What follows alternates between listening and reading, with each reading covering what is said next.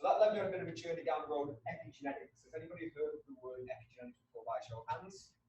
You're all in for a treat today. I promise I'm going to make science fun today, but we are going to do a little bit of biology. What's really interesting is, even though we are talking about the experience age, even though we are talking about marketing and sales and business today, there is a biology of behavior. And every single person on the planet is different.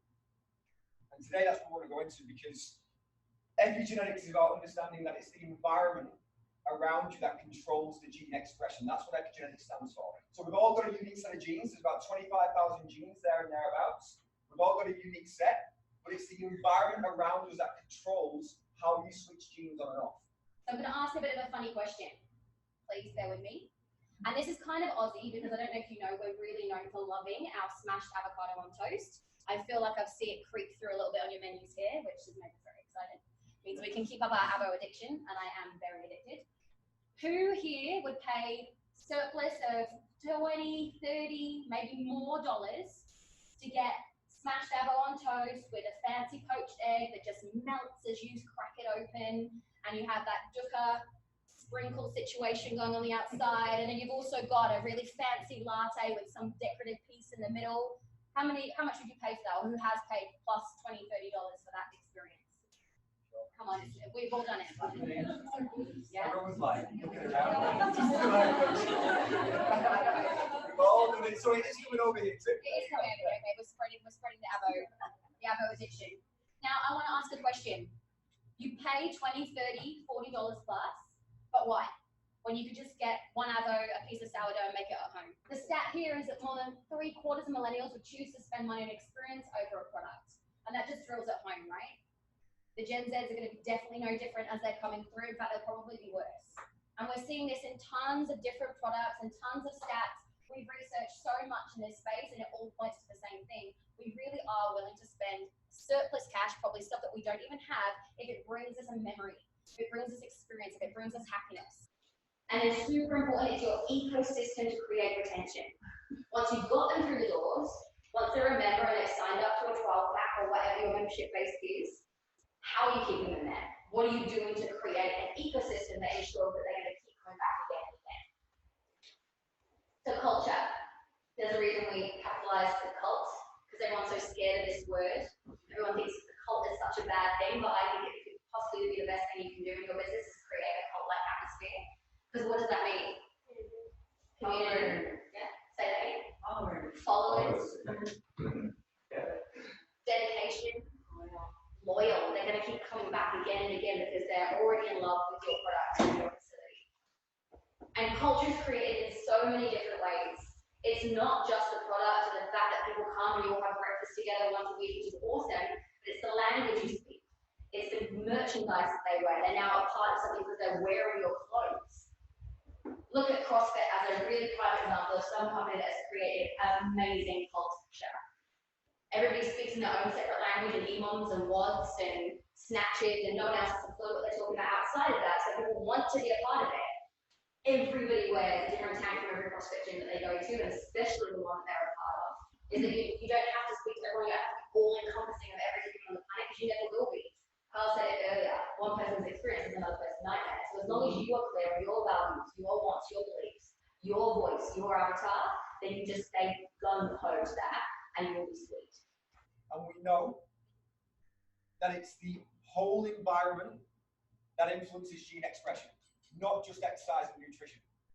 So it's your food, it's your exercise, it's your social circle. If you exercise every single day in a way that's right for your body, and you eat the food that's right for your body every single day, but you go into a job that you can't stand, with a manager that you don't like, with a team that are causing you stress, and you do that 8 hours a day, 5 days a week, is that going to influence your health? Is that going to influence your stress? Your hormones? Absolutely. So it's the social circles you surround yourself with, it's your career choices, it's the indoor places and outdoor spaces. This is something that we can control through immersion and through the experience we create. It's the lighting, it's the sound, it's the use of our mind, it's the sleep we get, it's the whole environment that influences what we call our phenotype. The point I'm making here is when you start, these measurements in isolation don't tell you a lot, but when you start to compound them and understand the whole development of the body, not only do we understand predispositions and diseases and what foods people need and what exercise people need, but we also understand people's behaviors, which is important for you guys because we're in the business of people and we need to understand people. The meso likes to be in theta state. Theta state is a state of embodiment of movement. It's where you don't sit in your mind, you let your body take over. It's like being in the zone. Who's plays four? Who's felt the zone when you play sport? The body takes over, you're not thinking about it, off you go. So when they've looked at X game athletes and they've done EEG scans, the X game athletes on the big slopes, when they hit that big slope, they switch into theta, they land. If they're still in beta and they're trying to think about the landing, what happens? Boom. There's no way you can compute the amount of information you need to land a jump like that. Don't let your body do this thing. Mesos live in theta, they are born to move. Aggressive, high testosterone, competitive, movement is life. Just understanding the epigenetics of experience and knowing that everyone's different, number one. One person's experience is another person's nightmare. When it comes to understanding, and that's that expression you'll now see in a completely different light, understanding this. Some questions to finish on. What pillars do you need to work on in your end-to-end journey to make it more congruent so you've got that full, continuous end-to-end experience? But more importantly, in conjunction with that, who are the members and clients that you want to speak to from a health type perspective? Who is your target market when you look at that wheel? Because if you can get the end-to-end journey right, number one, and then add in the true personalized experience based on biology is number two, this is the future of where the industry's going. Yes, experience is cool, and we all know experience is important, but now it's about how do we take it to that next level and personalize for people based on what they're naturally seeking. And just know, guys, as well, when you do this, it's more than exercise. The experience you create will contribute to a feeling of safety or happiness, or it will contribute to a feeling of stress or fear, biologically. And people are trying to move towards happiness and stress-free. So how can we do that at a deeper level? And hopefully with that lens, you'll start to see that sometimes the things that we do will affect people at a biological level in a different way. And my great example of this is an online booking system. So you think of a meso in a Barry's boot camp, why would they want to know where they are in class? What would their biological reason be for booking that treadmill? Who are they around? Yep. Where they are in the mirror? Like, are they around their friends? Have they got a good view of the instructor because they want to be seen? Now think of the humming puppy. What would the census reason be for wanting to book a space in that class? Sorry. Not to be seen, to be at the back, to feel safe. Yeah, near the heater.